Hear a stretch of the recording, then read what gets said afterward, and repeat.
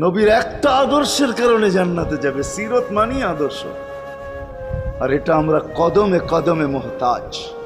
কেননা এই ছোট জীবনটা যদি গ্রহণযোগ্যতা পর্যন্ত পৌঁছাইতে হয় আল্লাহর কাছে, চাই নারী হই, চাই যুবক হই, চাই বৃদ্ধ হই, যেই মানুষই হই না কেন, যেখানেরই হই না কেন, যেই বাসারই হই না কেন, যেই বর্ণেরই হই না কেন, যেই পেশারই হই না কেন, যেই সোসাইটিরই হই না কেন, এই জীবনটাকে যদি গ্রহণযোগ্যতা পর্যন্ত পৌঁছাইতে হয় কার কাছে? দুনিয়া আলাদের কাছে না, মালিকের কাছে, যিনি এক ফোঁটা পানির থেকে অস্তিত্ব দিছেন, যার কাছে আবার আমাদেরকে ফিরা যেতে হবে।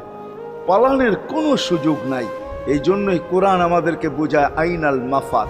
আল্লাহ বলতেছে কোথায় ভাগবে তুমি, বলো কোথায় ভাগবে?